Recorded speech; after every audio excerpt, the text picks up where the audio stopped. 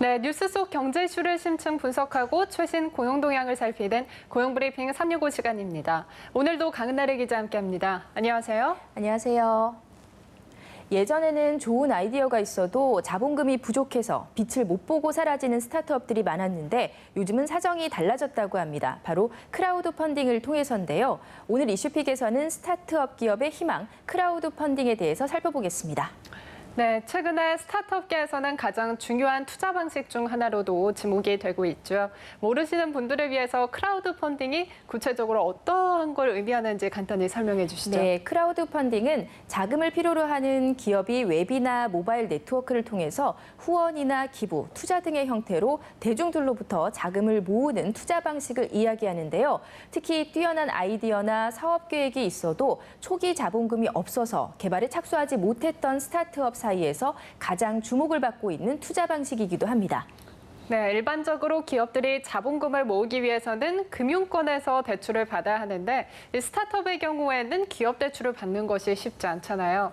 그런데 이렇게 크라우드 펀딩은 개인 투자자들의 힘을 통해서 아이디어를 실현시킬 수 있다는 점이 굉장히 획기적이면서도 의미 있는 투자 방식이라고 생각이 드는데요. 네, 맞습니다. 일반적으로 크라우드 펀딩은 크게 리워드형과 증권형으로 나뉘는데요. 리워드형은 개인 투자자들이 스타트업에 가지고 있는 아이디어를 살펴본 뒤에 만약 가치 있는 아이디어라고 판단이 된다면 해당 제품에 투자를 하고 그 보상으로 상대적으로 저렴한 가격에 해당 제품을 받는 이른바 선주문 방식을 얘기합니다. 반면에 증권형은 기업이 투자자들에게 지분 증권을 발행해서 자금을 모집하는 방식인데요. 두 가지 방식 모두 최근 3년 사이 규모도 투자자도 점점 증가하면서 인기를 얻고 있다고 합니다.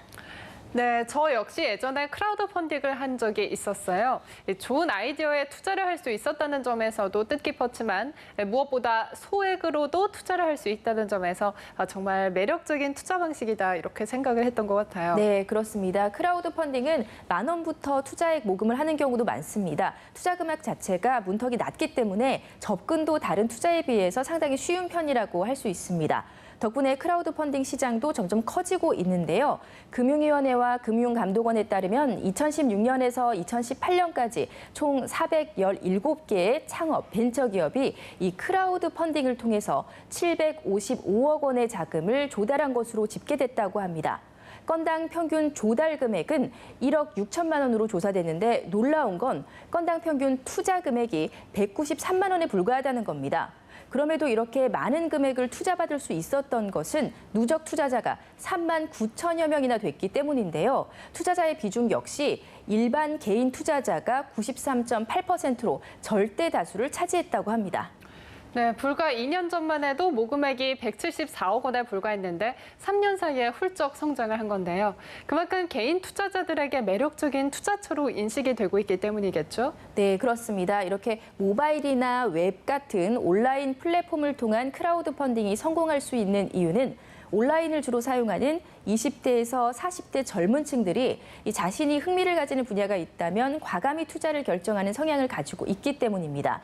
더구나 투자를 통해서 스타트업이 성장하는 모습을 보면서 투자에 의미를 두고 보람도 느낀다고 하는데요. 특히 리워드형의 경우에는 상품을 먼저 주문하면 스스로 얼리 어답터가 됐다는 성취감은 물론 또 제품을 사용하고 이에 대한 의견도 직접 제시할 수 있기 때문에 스타트업과 투자자 모두 크라우드 펀딩을 통해서 제품을 보다 발전시킬 수 있어서 이런 만족감도 얻을 수 있다고 합니다. 그래서 자신이 좋아하는 분야에 몰두하는 행동을 뜻하는 덕질과 투자가 합쳐져서 덕투라는 신조어까지 생겼을 정도라고 하는데요. 이 때문에 최근에는 크라우드 펀딩이 단순히 자본금을 조달하기 위한 목적이 아니라 신제품에 대한 시장의 반응과 소비자의 피드백을 알아보는 테스트베드로도 활용되고 있다고 합니다. 네, 그래서 요즘에는 스타트업뿐만이 아니라 대기업의 사내 벤처팀들 사이에서도 크라우드 펀딩에 도전하는 경우가 많아지고 있습니다. 이 소비자의 반응을 미리 알아볼 수 있는 데다가 마케팅 효과까지 있으니까 일석이조의 효과를 누릴 수 있는 것 같아요. 네, 그렇습니다. 그런데 이 크라우드 펀딩은 앞으로 더욱 활성화될 것으로 보이는데요. 얼마 전 정부가 규제 완화에 나섰기 때문입니다. 지난 5월 국무회의를 통과한 자본시장법 시행령 개정안에 따르면 창업 벤처기업이 크라우드 펀딩을 통해서 1년 동안 모금할 수 있는 돈이 7억 원에서 15억 원으로 늘어났습니다. 또 적격 투자자 인정 범위도 확대됐는데요.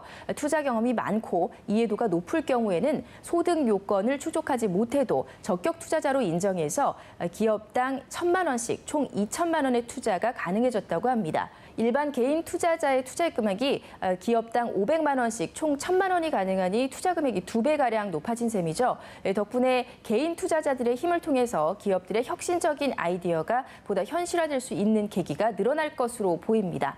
하지만 투자자들의 입장에서는 좀 주의할 점도 있는데요. 특히 후원형 크라우드 펀딩의 경우에는 모금을 하고 나서 기획자가 잠적을 하거나 제품 상용화가 취소되고 연기되는 사례가 있고요. 또 막상 제품을 받아보니까 앞서 기획자가 모금할 때 내세웠던 것보다 제품질이 형편없고 교환이나 AS도 제대로 되지 않는 경우가 있다고 합니다. 제도적인 보완도 필요할 것으로 보입니다.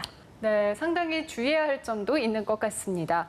다음은 이용한 경제용어만을 쏙쏙 골라 소개하는 뉴워드 시간이죠. 네, 오늘의 뉴워드는 마이크로 크레디트인데요. 일반적으로 스타트업과 같은 소규모 기업을 상대로 자금을 지원하는 크라우드 펀딩과 달리 마이크로 크레디트는 제도권 금융회사를 이용하기 어려운 저소득자나 저신용자와 같은 금융 소외계층을 대상으로 보증이나 담보 없이 소액을 대출해주는 지원 사업을 이야기합니다. 1976년 방글라데시 그라민 은행은 빈곤 여성들을 대상으로 처음 이걸 시작했는데요.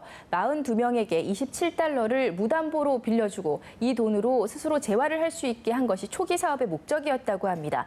단순히 자선 사업만으로는 가난의 악순환이 반복되기 때문에 차라리 스스로 자립을 할 수 있는 방법을 알려주자는 취지였죠.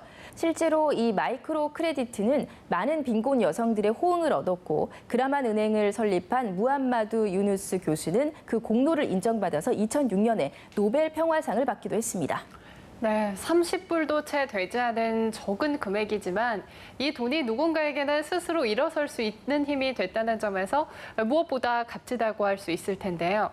현재는 우리나라에서도 이 마이크로 크레딧 사업이 활발히 이루어지고 있잖아요. 네, 그렇습니다. 우리나라에 마이크로 크레딧이 도입된 것은 2009년이었는데요. 정부 주도로 기업과 금융기관이 자금을 출연해서 미소금융재단이라는 소액대출 지원 기관을 만들었습니다. 우리나라의 미소금융은 신용등급이 6등급 이하인 사업자를 대상으로 창업자금과 운영자금을 대출해주는 건데요.